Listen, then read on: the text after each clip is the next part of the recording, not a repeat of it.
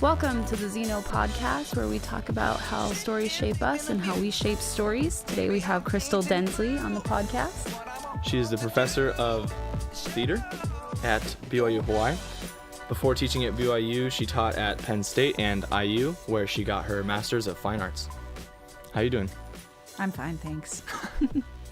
So, really important question. Yeah. Is it theater, ER, or theater, RE at the end? That is the important question. As English people, I'm sure you really want to know. We do. It really depends. So if you're going to the theater to see a play, it's RE. The Okay. building. The building. Mm-hmm. The going to see a performance in a theater is RE. And so the only time it ever bothers me, like sometimes I'm surprised. I'll see movie theater and sometimes they do RE and sometimes they do ER. I think it's supposed to be ER. But I always am curious when I see RE. I'm like, ooh, what are they doing? Yeah, I'm not really sure. You know, the English language has got all kinds of things in it that make not a lot of sense. You know, like all theirs. There's. I feel so bad for all of our foreign students who have to learn this language. But yeah, so that's all I know about that. Okay. I haven't done a lot of research. I just kind of go and do it.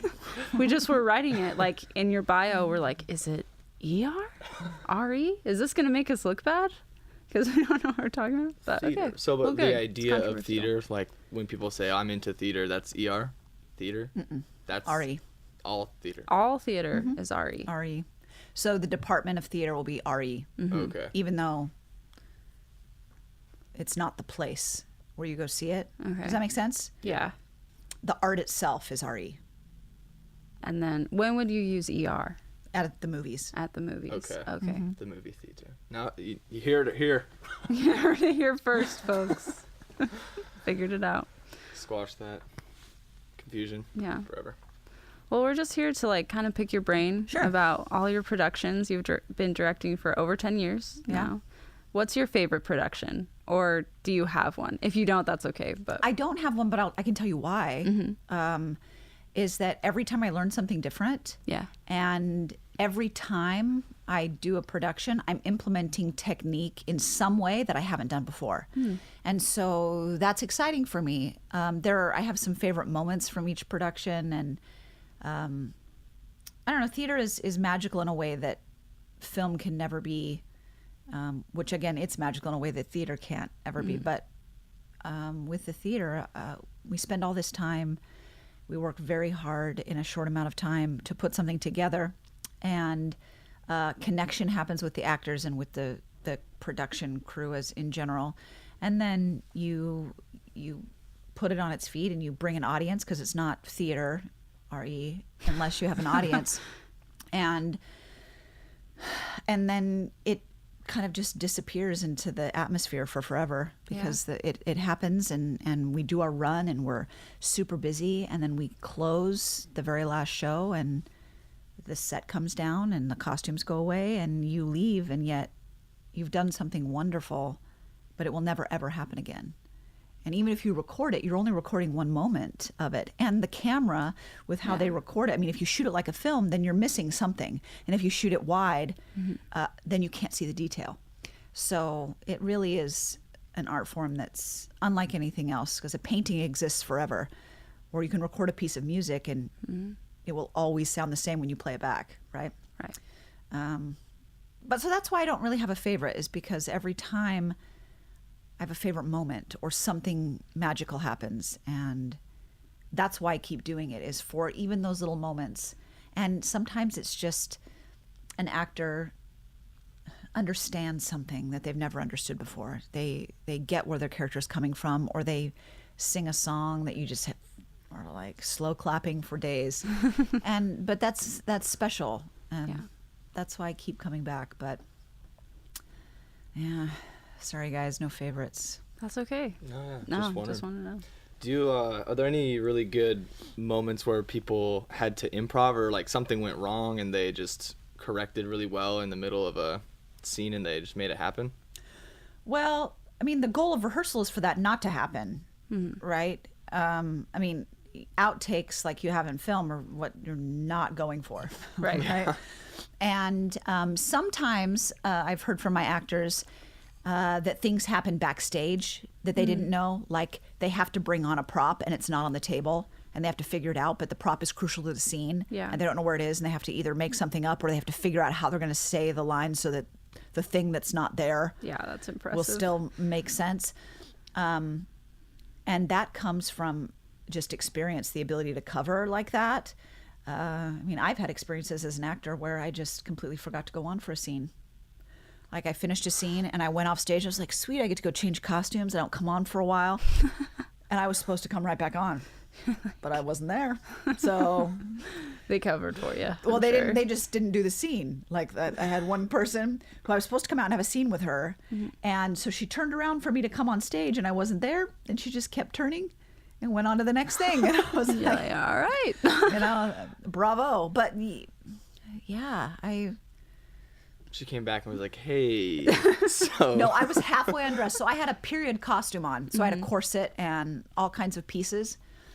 And I couldn't get it back on fast enough to make it back on stage. And I realized halfway through changing costumes that I was toast. I felt so bad. I still like racked with guilt over it because I'm such a perfectionist that it was awful. But since I've been here, no crazy stories. And again, that's why we rehearse, right? We do it again and again and again so that your body remembers how to do everything and your mind is totally focused in the moment. And I've never had a light fall on someone, which is really good. Yeah. I don't know, weird costume things. I wish I had better anecdotes about that. Everyone wants to know all the things that go wrong. Yeah, the drama. Yeah, but it's not really drama filled. And I'm like the least dramatic person. Well, I don't know that everyone would agree. Like maybe my spouse wouldn't agree, but I I just have to stay away. I kind of like prefer to be, alone in my office and doing my thing, and so yeah, I don't attract the drama. Okay. Man. But you are into but not drama. the cliche. I am. To I am into the drama. art of drama. But The art of drama. Petty drama. Yeah. Not the Real Housewives of Laie drama. No, but that would be cool. That would be I'd direct nice. that Everybody's just if like someone wrote it. nice to each other. It's like really positive and uplifting. And It's all someone just confronts passive. someone else, and they just are passive aggressive. It's like, oh. Oh yeah. Sorry. I'll take care of that. Yeah. Thanks. Exactly. It's happy music plays at the end. Yeah. So your experience has been with writing and acting and directing, correct? It's more. I'm really an actor first. That's what I've done the most. That's what I trained to do. So my MFA, which is, you mentioned it's a Master of Fine Arts, but it's a terminal degree. So there's no other degree I can get in my field. And it's very rigorous, and kind of sucks you dry. I mean, you just work and work and work at this craft, and I don't even know what else I was going to say about it. It was brilliant, I'm sure. Ask the question one more time, then it will jog my memory. What's I'm the pregnant, I difference can't remember between things. acting and directing writing and all that. Directing? Well, it's all part of the same thing, right? I mean, I've written a little, and I'm teaching playwriting right now, which has really, really been wonderful. But like I said, I am an actor first and foremost. That's what I'm trained. And directing is actually, if you have the eye for it, is a great offshoot of acting because you can communicate better with the people on stage if you know how they think and how they speak. So sometimes I find myself doing bad director things like be quieter rather than actually giving them an internal motivation. But sometimes you have to do that when you have to get through things. But there isn't one that I prefer. I mean, I don't ever want to leave one forever, Sometimes I worry when I'm directing all the time that I'm losing some of my technique as an actor, but there'll be opportunities. I'll make opportunities for myself. That's a great thing about this too, is from being in playwriting. If you want something great, you can write it for yourself. Yeah. You don't need to wait for anyone else. And that didn't used to be the case. It used to be very by the book. Theater did. You only do plays that were written by people who are dead, or by these Pulitzer Prize winning playwrights, and now with the invention of the cell phone and the video, everyone's doing audio, but Yeah. but people have vlogs, and they're filming their own short things and putting them on the internet, and they're just getting view after view after view after view.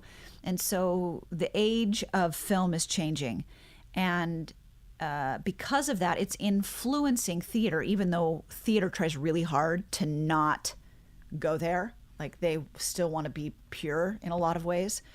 But they're finding that their audiences don't want that. Their audiences are changing, and they have to change with it. And so we have projections in this show. It's not all about your imaginations. It's about showing you what's happening.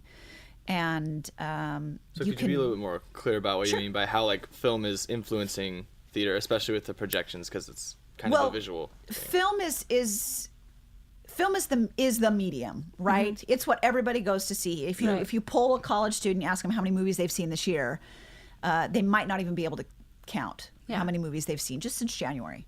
And you ask them how many pieces of theater they've gone to see. Most likely, nothing. Most likely, because we're on an island and there's not a lot to see here. So already, it used to be the opposite way around. Film used to be something that that was stealing from theater. They're going, these great actresses, these great actors, I'm going to steal them from Broadway and put them in my movie, because then I'm going to have the quality I'm looking for. And it's not the same anymore. Like I was mentioning, you can take your phone and write a monologue and film yourself and put it on the internet and have all your friends share it and, make some hefty residuals from YouTube. Or be seen by somebody who then calls you and says, I want to use you for this. I want to put you in this. The game has changed. And so there are several productions on Broadway Broadway's always been about spectacle, right? But as for theater, we always look to that to see what the trend is. And now, the trend is Hamilton, right? It's writing something new, not something old that we're going to revive. Let's bring back that same thing we've done 40 times. People are not interested in that. People still are paying, $2,000 minimum a seat to see Hamilton. And yet it's a story about a founding father from forever ago. And yet we're fascinated with the merging of the old and the new. And that set is very simple. And it has movement, and I don't know. That's kind of where the trend is going.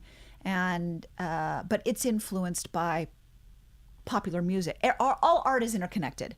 So popular music influenced Lin-Manuel Miranda, who then wrote this show, and he cast people of color, of all colors, because he's showing that theater is for everybody.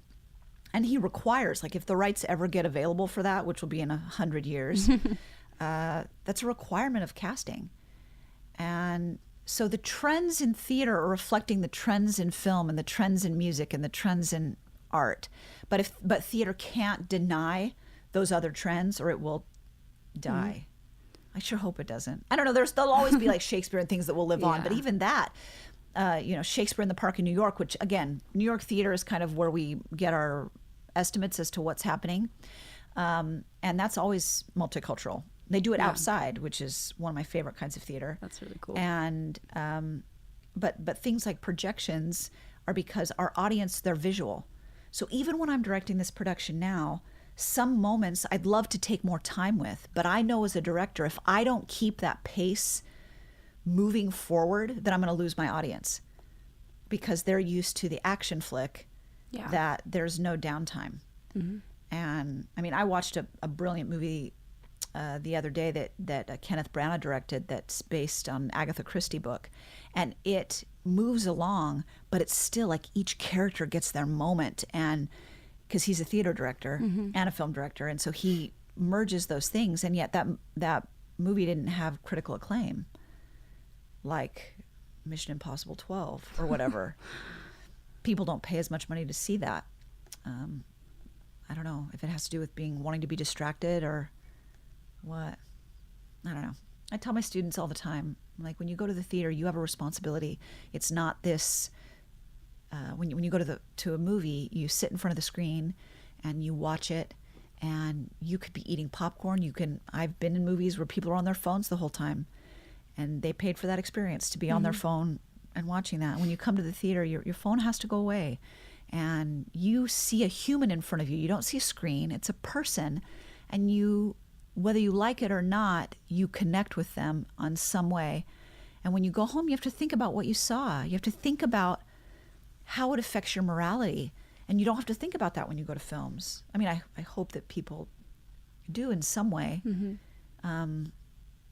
But it's different, and I love that it's different. And I hope it always stays a little bit different. But we're reflecting the trends, like projection. So projection, will you explain that? And also Solana, your new talk about projection and Solana. Okay, so projections are using high-powered projectors. They're placed, it's no different than watching a film. I mean, a projector projects it onto the screen. Yeah. In this production, we're using, I believe, 4 projectors. And there's a computer program. So we have one computer that operates it all. So it can make the screens act as one, or it can make them act as separate screens. So each projector is then positioned on stage and it doesn't move. And then, again, they feed to whichever projector the image they want, or they coordinate the images with this program. Okay. So do you have more questions about like the projection specifically? Like, or how do you, it's so technical. Like, I guess just how does it work? Like, is it super clear? Is it on the back of the wall, or is it like you're projecting? This will be projected on set pieces. Like, for example, there's one part in this show where there's a waterfall. Oh, okay. And so like moving stuff, like you can do moving things. You can do still images. We're using the projections to tell the story because there's part of the story that happens in the real world.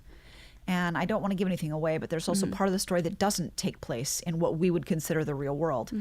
And the projections are going to be slightly askew when we're in that other world. So people might not exactly know what's going on, but later they're going to look back at the moment and go, oh, that's why this looked like this. That's really cool. Because it's helping inform my experience. But in terms of like how it all works, do not ask me. Other than, how you can, a film is still frames. When I was in college, I worked in movie theater and I put together movies. Oh, cool. And sometimes I would burn movies. That happens sometimes. But it's all individual little frames. And now everything is digitized, so you don't have to worry about that anymore. But I think the idea is similar. And then someone's going to listen to this and be like, you're fired. But I know that we're doing both animated and still images. Okay, cool. But I haven't seen them yet. So I have no idea how they're going to look. I really hope that they're magnificent. I'm excited to see as they are in my mind.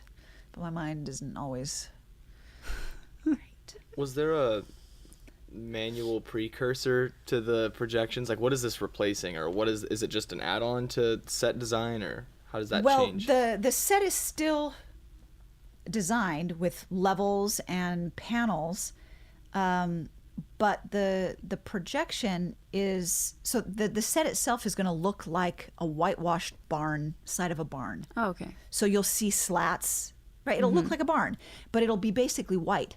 So it's like a blank canvas. So then all the color from the set will come from the projections. Oh, okay. So that at some points, like at the beginning, there won't be any color. It'll be just white. And you'll kind of get this bland world that we begin in. And then slowly color comes in. And that's fun. Yeah. But it's not... I know that there are some productions that have a fairly blank stage and they use projection to be the set. But that's not this. And plus, I don't know how to do that. The only reason why we're doing projections is because we have people coming from Utah State that know what they're doing. Oh, sweet.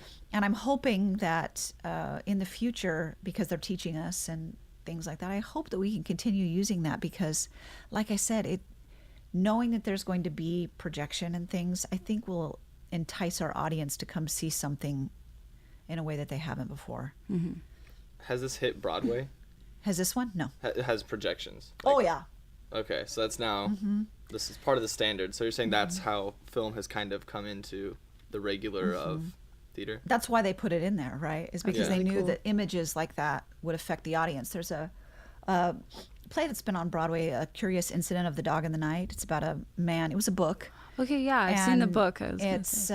a play about an autistic man, and it's they use projection in all of it. I haven't seen it. I would love to see it. My husband saw it, but that's if you don't have the projection, it's like the set designer and the lighting designer's way of helping us into the mind of the character by showing us images that they can't show with just like constructed pieces.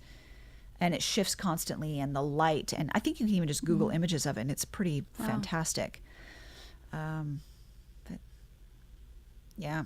So when you were, because Solana is a device work, right? And you were Yeah, working right kind now. of, with the playwrights. Did you guys decide together that it was going to be projected, or did they? So this is part of Just- the fun of a collaborative process. Yeah. So this production has been workshopped in pieces in different locations. It started at IU. I saw the very first workshop ever done. It was just Act 1, and it was very, very new, very rough. Then the next year they came back and they did Act 2. And so I got to see kind of how it was going to intermingle. But that is not the show that we see today.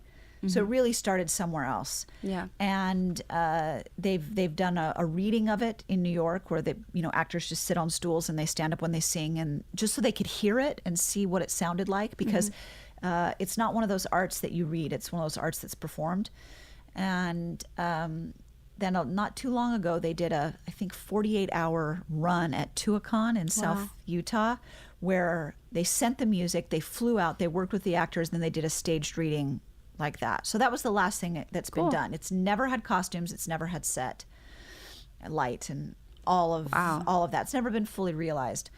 And that was something that I was interested in doing here. So we knew every big musical we do, I guess for the last 16 years, we've used the same designer from Utah State.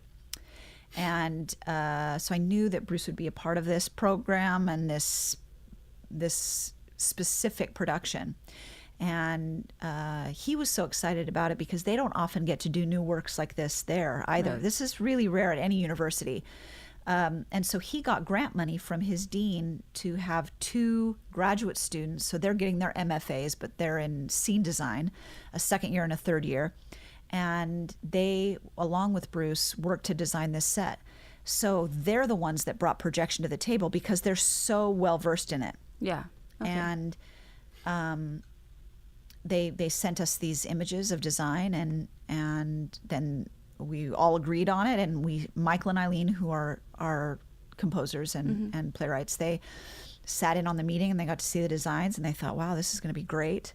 And so we gave them the go ahead, and they sent us the information, and we built the set while they were gone, and now they're here and they're finishing it up.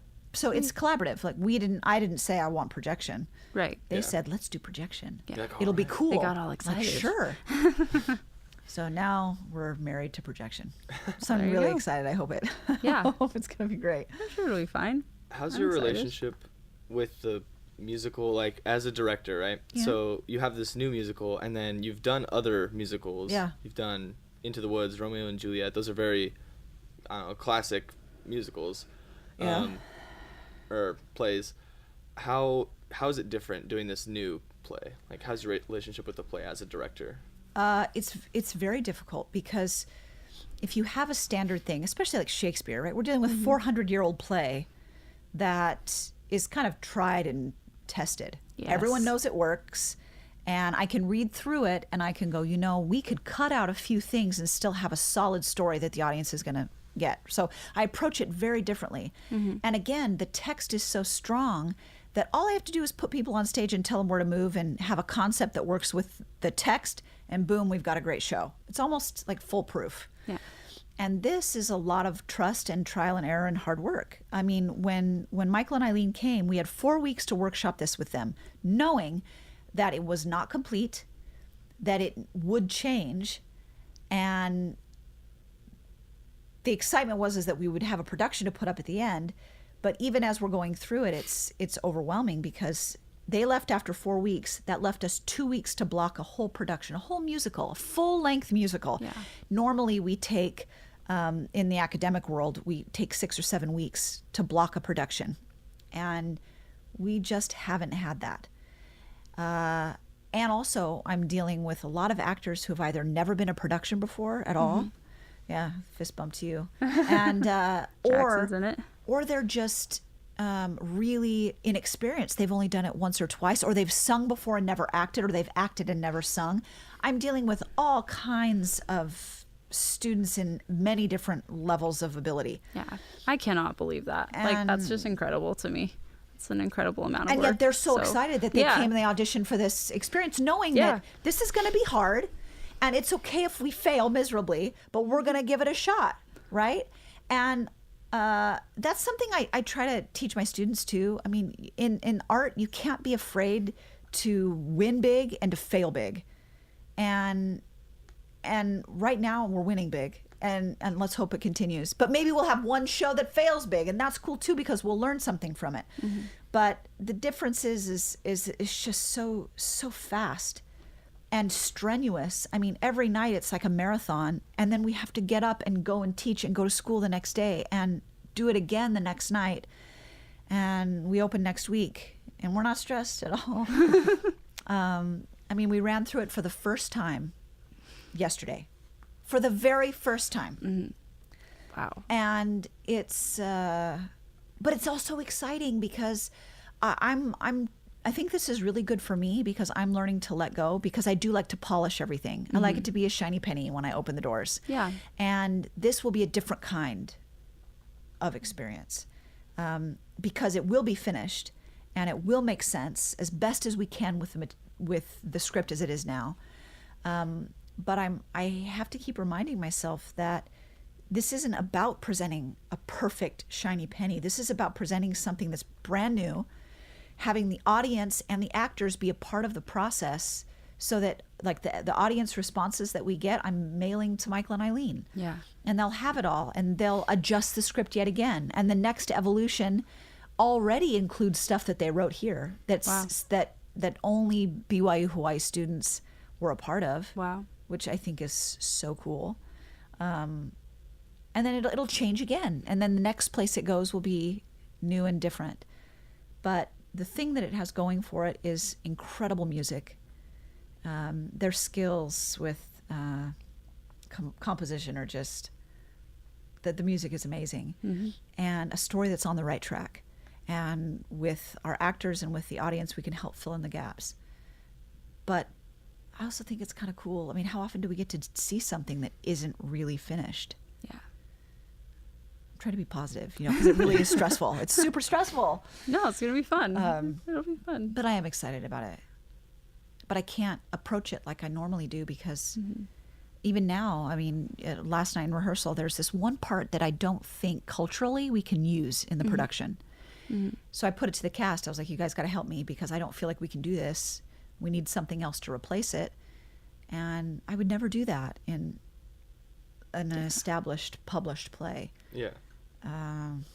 Because the words are there for a reason, and we have to figure out why they're there. Well, that isn't where we're at with this. So, I hope that it all... I feel like you're always challenging yourself. Like, even Romeo and Juliet, for people who don't know, like, you did a Samoan, like, I don't know. It's kind of a mashup. Mashup, yeah. Yeah, because we had some translated and some not. Yeah. Like, that's crazy. Samoan and Old English. Like, that's, who thinks of that? But you did it. And it worked. It worked really well. Yeah. So I mean, you're saying it's a tried and true story, but you still found a lot of room to change and develop a new type of story. And yet I didn't really change that much. Right. Really. I actually didn't. I mean, I put a palm tree on stage. Is that like... We built a fale. We put people in lava-lavas. I mean, why Shakespeare is so important, and I think, well, I know will always be important, and we will always do as long as I'm here, is because the stories represent every culture. Yes, they were written by, a British guy, but, I mean, I've seen productions where people are wearing, like Julius Caesar, and they're wearing Iraqi war gear as if they're soldiers in the war, and you can see oh my goodness, it's happening now. That story is really a reflection of this moment in time. Yeah. And the islands, what I'm learning and what I've learned from being here so far is so rich and so full of stories, and yet they don't have theater in the same way that, I don't know, very Eurocentric mindset has theater. And yet they tell their stories in other ways. But many of the cultures, they don't have their stories written down. They're danced, or they're oral traditions or things like that. Yeah. And when I was thinking about this, I knew I wanted to incorporate our students in a way that they hadn't been before. So I knew I had to use a play that I could change. So I had to go with someone who was dead. And Willie Shakes. you know, went for old Bill. And this play, to be honest with you, I feel like it was divine intervention, because I don't really even know how I decided, because this isn't necessarily one of my favorite plays. Yeah. But I experience on campus sometimes, and I experienced in my reading, that there's many of the islands, especially because of how welcoming they are. I mean, think about Hawaii, for instance. We're taken advantage of by colonization, and not just by American colonization, by German and Spanish and all kinds of colonization. And I thought, what could one of the stories be from that time period? Thinking, what if we had the Capulets? Because I knew that this was a side against a side. What if one family has kind of worked their way in to life on this particular island and is slowly kind of buying up things and becoming friends with these people and establishing themselves as a wealthy family and as a good trade companions. And what happens if you have a family like that that's not necessarily in there to take over, but maybe starts with good intentions, and yet somewhere along the line they've offended somebody. Because that's what we have with the Capulets and the Montagues, is that somehow they hate each other, but we don't know why or how. It was so long ago that nobody can remember. And also then you have this idea of forbidden love, right? That they hate each other, and not necessarily making it a race thing, even though that was part of what came across in our production, but just the fact that you have two enemies, and yet what heals the enemies is the love of the children. And the tragedy is that they end up dying for that to happen. But I was interested in the coming together portion. Yeah. That yes, tragedy can happen. I mean, tragedies happened on this island, and tragedies happening all over. But how can we find a way to, in the end, come together? And I think that's why the story worked. Also, something in my research, and I know that I'm not totally accurate, but in Samoan they have a formal and an informal way of speaking in their language. It's built in.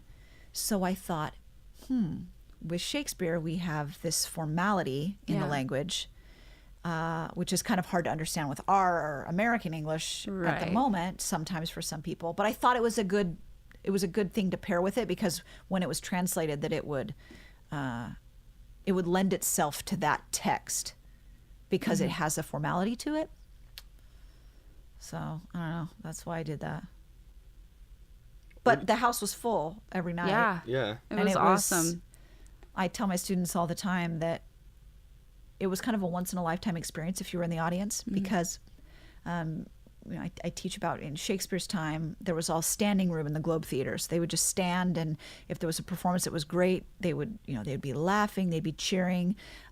People came again and again because it was so cheap to go, and they would have the shows memorized, and so they would say lines along with the actors, and they would throw food if it was a bad performance, or if they didn't like somebody. And in this production, the audience, when they knew the songs, they were singing along.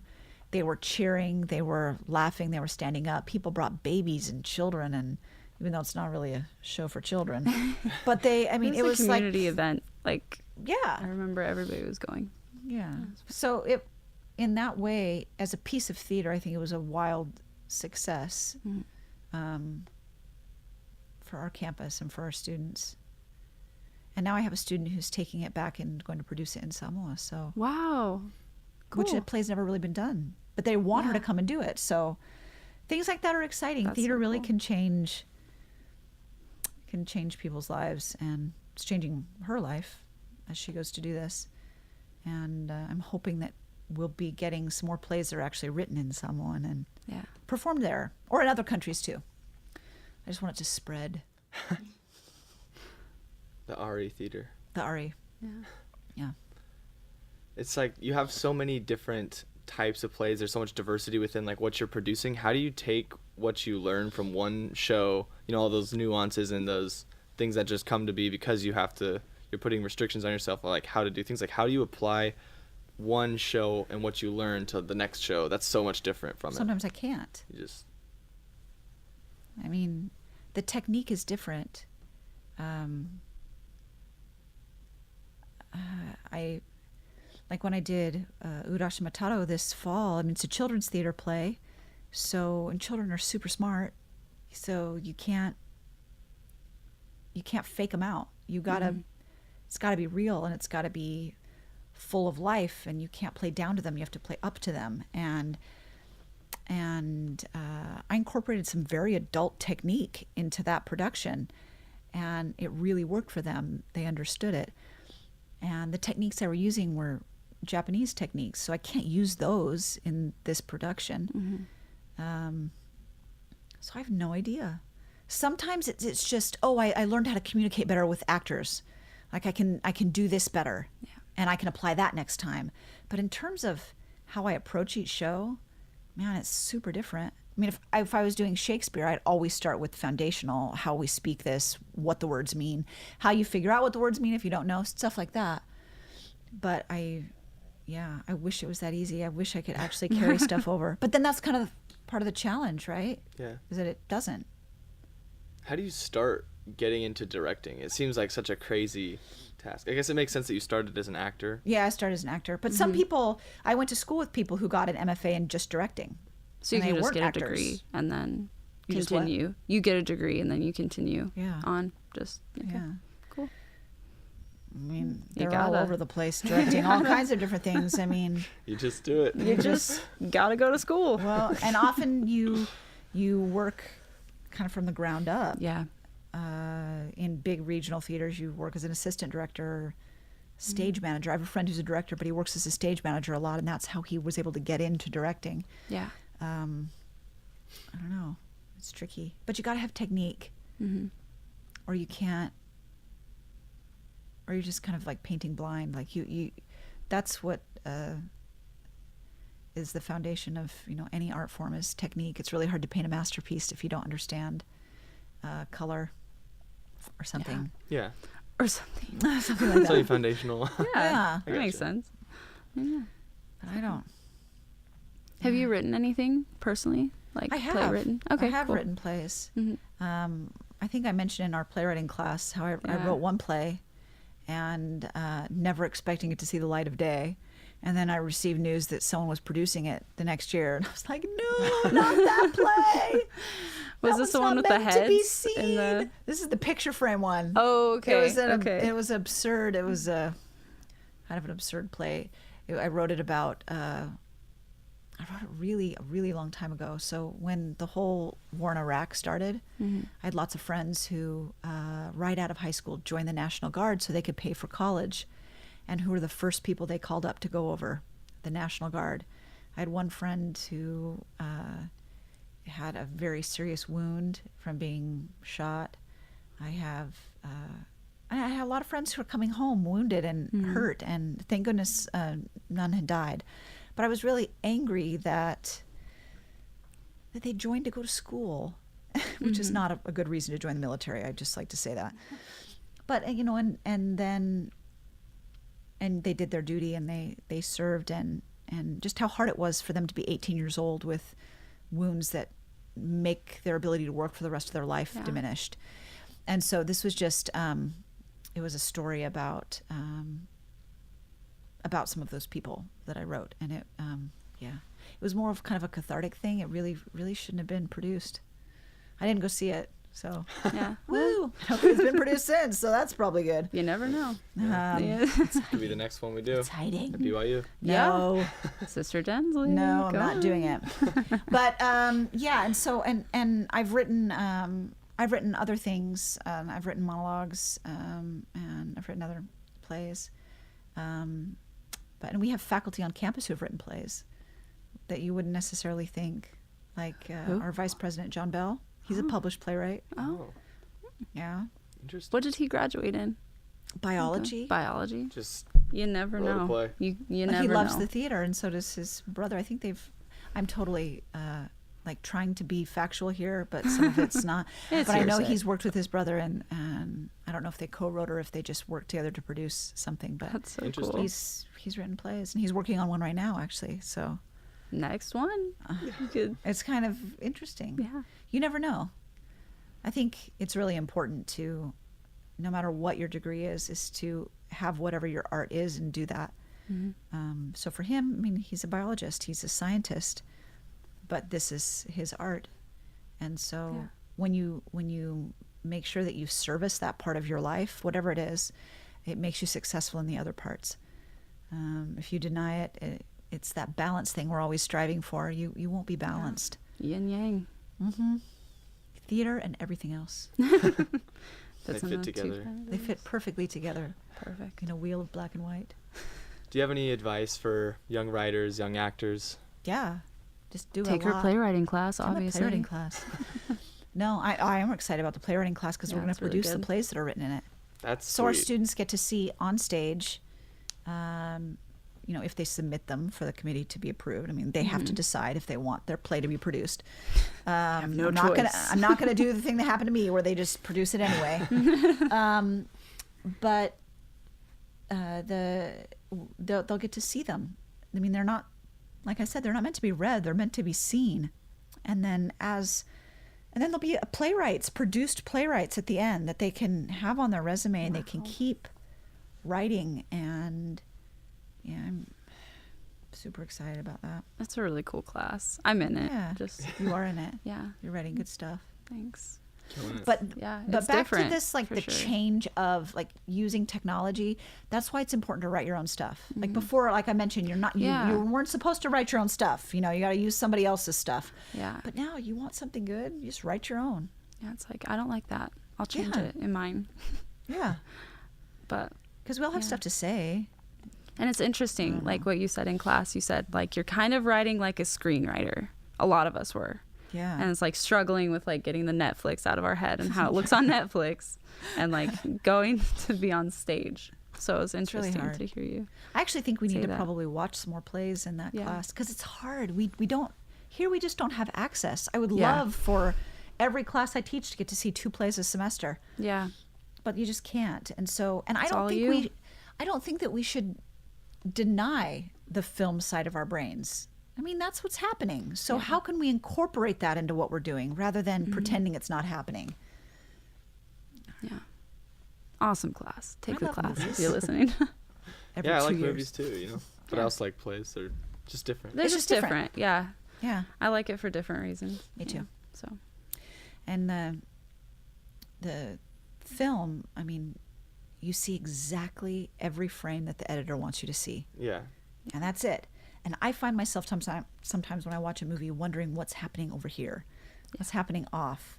Are they all looking at the camera knowing that they're not on screen? Or are they like, I'm just more fascinated by that. And that's Yeah. one reason why theater's cool, because you get to choose where you look. It's like your own story. Yeah, and you can hear like wavering of voices, like Yeah. in the imperfections. The yeah. editor would be like, "Do it again," or the director would say, Let's bring them back in. Let's Yeah. re-record that. yeah. Yeah, there's no re-recording. Yeah, you can go to one show like one night and then go to the next show the next night and It's it'll be not gonna be the different. same. So it's interesting. I Yeah. like it. It's just, I just think it's important. I think that art is important, and I would hope that my students, especially students that are struggling with getting Netflix out of their head, for example, I would say, like, when's the last time you went to an art gallery? Yeah. Go look at a painting. Go listen to a symphony. Find something else that inspires you, because all art talks to each other, and you never know what's gonna work with your brain. We just need more of it in our lives. And it seems like the powers that be seem to try to strip it away from our lives. And it's hard. I mean, my kids, they're super little, and they don't understand a lot, but every night they beg to come to rehearsal. And I'm not sure. I've actually wondered why. I'm like, why? You could be sleeping. You could be... I crave sleep. I do crave sleep. Yeah. You could be sleeping. You could be sleeping. They're like, but Mom, I'll miss something. And they're just, I mean, they're obsessed with the imperfection of it. And I think that at some point we lose that. Yeah. That excitement. And one of my favorite stories actually comes from Dr. Glenn, who's in our production.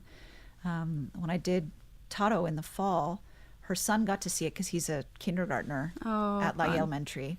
And he got to see the production with school. And then his mom brought him again another night. And then she sent me a video of him having a meltdown the last night because she wasn't planning on taking him. He'd seen it twice because he'd never get to see it again. And I thought, how astute is that? Like the knowing that it will disappear forever.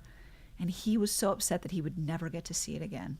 Did she take him? No, she didn't. Night? Oh. Like it was too late at that point. Yeah. Oh, Life okay. lessons. You know? Learn them Now young. she knows. Yeah, no. But it talks to our kids, and yet we're trying to Yeah. like take away that and physical education and They're trying to take away PE. yeah. I had no Why? idea. I mean, not that I'm super good at PE, but PE was the greatest. Just run okay, around totally every day, different experiences. But I still think it's important. I just didn't like to run a mile. Play Run a mile. dodgeball. I just wall walked ball, the Wall field. ball. That was our Jump ping rope. pong, yeah. all No, that stuff. You had a really great PE teacher. Yeah, I was like, I just walked the field Yeah. because I didn't want to play. But it was great. Chatting time. But anyway, But still, we're just missing balance in our lives. And that's what I'm thinking. yeah. So bring your kids to the theater. Bring yourself to the theater. Or to an art. I'll just plug any art. You can go anywhere. Yeah. You don't have to come to Any see my art. kind of art. Solana, though, coming Yes. up next Wednesday. Yeah. I guess by the time we air this podcast, it will have already happened. No, let's release this one before. All March right, fine. 15th is Yep, when it happens. March 15th. Right? We're It's bumping opening it night. up. Yeah, opening night. Okay, we'll try to get this Sweet. by at least March 14th. Oh, you But can yeah. always try. Yeah. It runs, we're actually running longer than any production that has Yeah. run here before.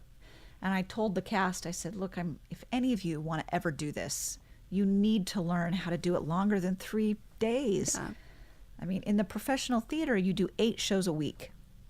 That's a lot of shows. Yeah. And you have to be used to carrying something over an extended period of time. So even though we're doing it weird, we're doing a Thursday, Friday, 2 shows on Saturday, first week. Then we're doing Tuesday, Wednesday, Thursday the next week because I don't want to do anything that interferes with culture night. Yeah. Then it's, it's a weird schedule. And yet, I don't know, our students get to It's working. do their 7, not 8 shows, but they get to do 7 shows. Yeah. I hope it'll be a little bit more worth for them, that they'll feel the value of all their hard work for this experience. Yeah. Well, is there anything else that we haven't asked you that you want to talk about or you want to Into get the into? ether. You could say anything right now. Doesn't even have to be about theater with an RE. No. I don't know. Sometimes I wish people would just bring me food. Like I could just sit. People would bring me food. I love it. So I have one student, well, you know this, who works at Pounders. Yes. And every day before playwriting, she's always hungry because she's just finished a shift. So she always gets to bring over like leftovers or the pizza that went bad. Or not bad, but like, But yeah, like a little bit burnt. I didn't want arugula. Oh, That's well, right. let me take this with Oh. me then. And You or the did- cookie that a corner broke. Even though every time she brings it to me, it's a perfect round. But she tells me that they're only allowed to take them if they're broken. She just like She just breaks loves them. you. But I'm just saying that Yeah. there's something really special about sharing food with other people Yes. and bringing food for people. Yeah. I really appreciate it. I think. Yeah. All Bought right, Cheez-Its for noted. the class yesterday. Oh, Yeah. that was so nice of I you. appreciated it. Well, because I was also eating Spam and stuff in front of them, so I didn't want to be that guy, you know? It was like balance. Like, this is for everybody, this is for me. I ate Cheez-Its before I came here today. They're good. Yeah. Yeah. I'm not a very good sharer. Like, I'll get You're you not? something and me something, but I'm like, this is mine, though. This is mine. Ari, who's our costumer, our costume designer, she's just fabulous. You know, she works full time on campus and then comes in every night to sew our costumes. I haven't met her. Oh, she's just lovely. She works in the Center for Learning and Teaching. Anyway, she's their administrative assistant. She's pretty amazing. But sometimes she brings me treats. Like the other day, she had brie. Like I love brie and crackers. Okay, I see the look on your face. What's brie? Brie, it's a cheese. It's a soft cheese. I thought it was something. Sorry, I'm so sorry. I was like, what is brie? It was brie, which is a soft cheese. It's really yummy. Is it kind of cheddar? Swiss? Crackers, and she had stuff. Oh gosh, I was just in heaven. Random sushi. It's just a little bit too fancy for me. It's like I'll learn eventually when I'm more cultured. You're a lawyer. I'll learn about brie. Yeah. Brie cheese. Yeah. Easy cheese. I was all about cheese. I studied in England for a while, studied theater, and it was all about the cheese. Super cheesy. I actually, the school that I went to, you know the hall in Harry Potter? Yes. The banquet hall? Yes. So that's where we ate breakfast and lunch and dinner every day. Stop so it. That cool. is my Yeah. dream. Yeah. Oh my god. Well, and it was also cool too because the college I went to, they has it when you walk in the door. So the door is like 2 feet tall because everyone was really short in the medieval times. Yeah. So you have to squat down to like get through the door, and it opens up to this courtyard. In the courtyard, every college is independent and yet all together, if that makes sense. So it's walled off.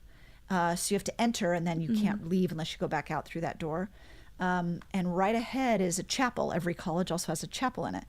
And there's a big oval, perfectly manicured green lawn. Wow. And it has a rope around it. And the first day I was like, why is there a rope around this? It's because the woman who was the wife of the guy who founded the college, he died, and she buried his heart underneath the front lawn. So you're not allowed to walk on it. dramatic. I know, it's super dramatic. And I knew this was the place for me, even though I'm not dramatic. Like I enjoy weird things like that. Did you touch the grass? I did, like, with totally your- did. Okay, I stepped good. on it. I didn't run through it because I felt like I could get cursed, and I really Right. needed That to makes work hard sense. that summer. You just put your finger on it. You're like, Yeah. oh It's yes. Like I'm in okay. the circle. It's just crazy. And yeah, so no one, it's like this beautiful lawn, and nobody sits on it to picnic How do or they anything. mow the lawn? Yeah. Somebody walks on it. I never saw anyone walking on it. They just do it at like 3 a.m. like by Or hand something. with shears so that you can't like hear the mower. Or the grass just never grows. Yeah, it's Or something. cursed. The heart is just has Super a perfect cursed. circle. Okay, so tell me about Harry Potter school. Oh, well, it wasn't the Harry Potter. Okay, so I right down Christchurch, which is where they filmed a lot of Harry, like the stairs that go to the banquet hall and stuff was all Yeah. filmed at Christchurch.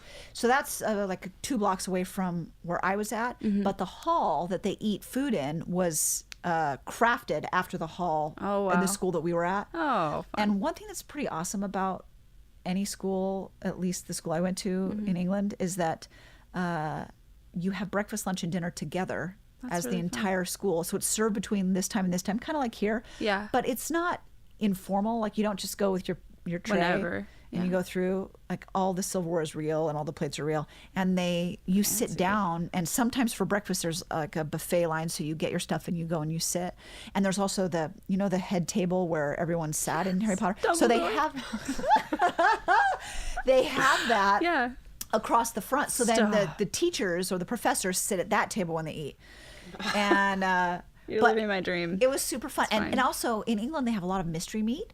Like you get food, Really? but nobody really knows what it is. It was always delicious, but it was weird. It was weird too. There's like a lot of lamb, but you're not sure if it's lamb. Interesting. I've heard that British food is nothing like special. Like it's It just isn't, kind of. but I also heard it was going to be gross. And when I was Yeah. there, it wasn't gross. It just was It was just different. plain. I don't know. Yeah, just Yeah. your normal fare. I don't know. You're But living it was my cool dream. that you It's fine. actually go and you sit and you eat together. I thought that Yeah. that was really special because we don't do that a lot anymore. And if you miss breakfast, well, sucks to be you. And there's no cereal at breakfast. It's like all food. It's food. eggs, and they take these tomatoes and they have them and they roast them, so they're super like sweet, and they sprinkle this stuff on top. So you have you get your eggs, and the toast is all standing up on these little toast stands. And you grab Exactly like toast, Harry Potter. just like Harry Potter. It's just like it. And then big sausages, and their That's so bacon funny. is not what so British bacon is not the bacon we have. It's basically like Canadian bacon. Oh. I'm like, where are the long, skinny, crispy strips? They don't have that. It's just like circles? It's just like Canadian bacon. No, but it's not long and Different. thin. It's like a slab, but it's thin. I don't know. It's just not the Just same. It doesn't different. taste the same. Yeah. The Brits. guys. Weird people. They have some things right. Yeah. Some things not so much. Magical experience. It was a magical experience. I have tears in my eyes. I'm so jealous. That wasn't like at But Christ still, Church is a church. just like wasn't there. living kind of the life. Oh my gosh. But there were some things, and this is right when Harry Potter, because I went a long time ago. This is when Harry Potter was just kind of starting to become a real thing. And along the road that I lived, everybody, they go to pubs every day. And it's rather than, this is probably something really appropriate for BYU. I don't drink, but they they keep all of their barrels underground, and they use pressure to pipe them up, so they don't actually refrigerate them, because that's how they've been doing it for centuries. Is they just keep it cool by having it underground. And everyone at the end of class, I mean, there's a pub in your school where people go, and again, a really tiny door, so you can't get into it very well. But it's just part of their culture. That's how they sort of unwind. But what I would do to unwind is there was a bookshop across the street, and then one that was just right around the corner from where I lived. And it was one of those ones almost like Harry Potter, in that all the books were on the shelf, and then they'd have stacks of books on the bottom and stacks of book on, because there were so many books, there wasn't enough space. Oh my gosh. And people were always, that building was full, because people love books. Reading and books there. And here you go into like Barnes and Noble, and there's like 4 people, and some of them are always weird. They're old. And it's just different. It was so, and it's made of stone. The facade is stone, the walls are stone. I need to and go people there. just have a respect for books in a different way, and which is something that I really cherish, because I grew up reading, and well, I mean, I hope I did, but I read a lot. I love to read, and that's another reason why I love plays, is because it's like something hidden inside of a book. It's different than just a regular story.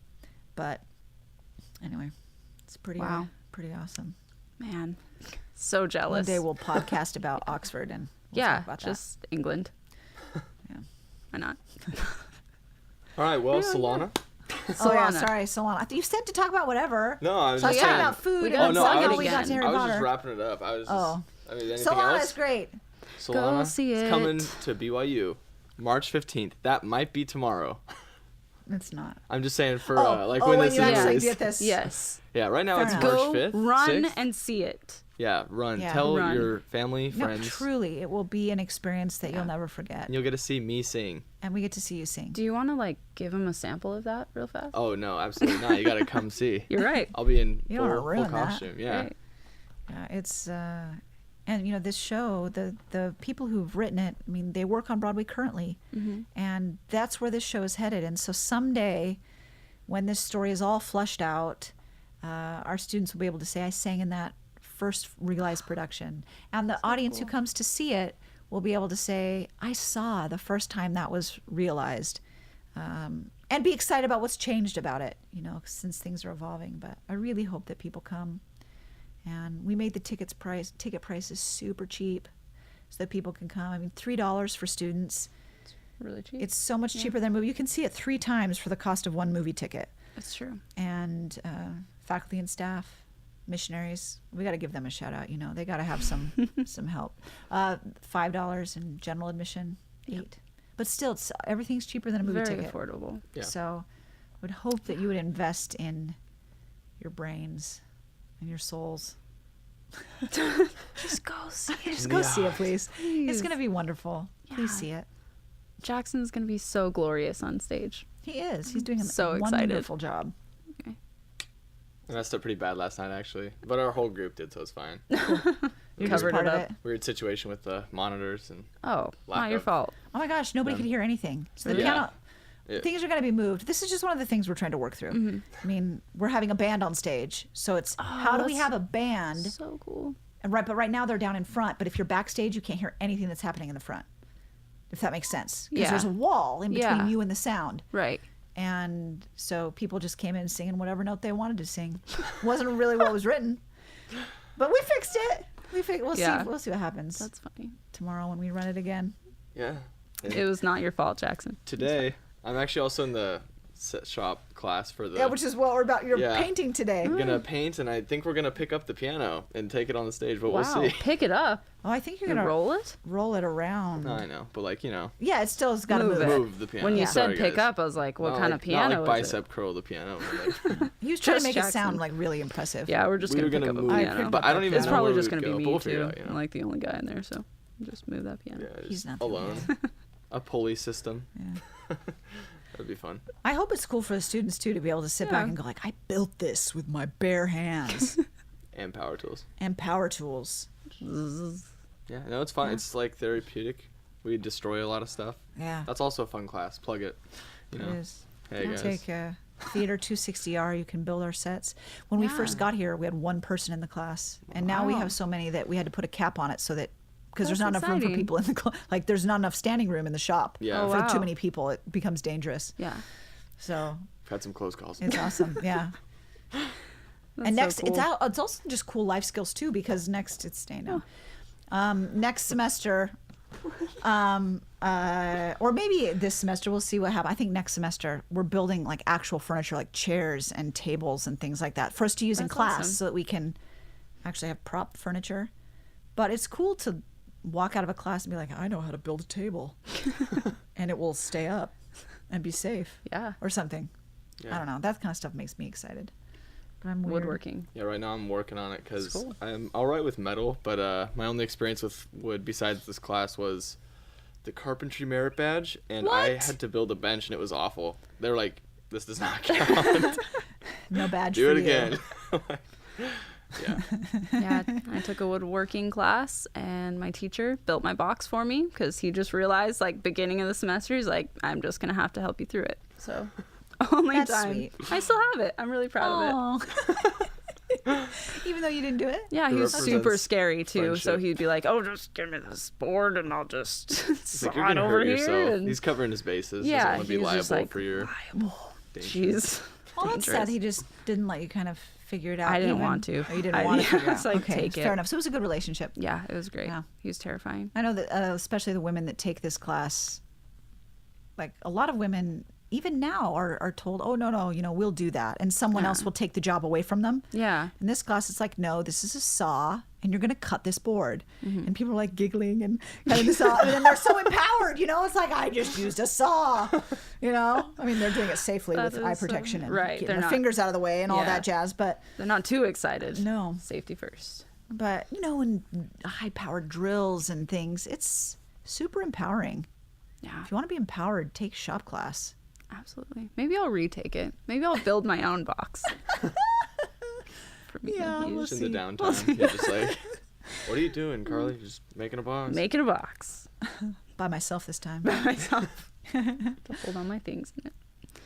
Anyway, well, thanks for coming and talking thanks, with guys. us. And I hope that people, if they choose to listen to this, that it affects their sensibilities about theater a little bit. yeah, We'll see. it's what we're all about: change and stories. Change. We're all about change. All about change. Change it up. Alrighty, Anyway. well, Solana, March 15th Yeah. is when it starts. That's right. I'm going to go paint sets now. Awesome. Thanks. Thanks for tuning in. This was the Xeno Podcast. You can follow us on Facebook and Instagram at Xeno Podcast. That's XENO Podcast. If you have any questions or comments about what we talked about today, or suggestions for future episodes, you can email us at podcastzeno@gmail.com. This podcast was brought to you by BYU Hawaii's Reading and Writing Center. Thanks for learning by listening.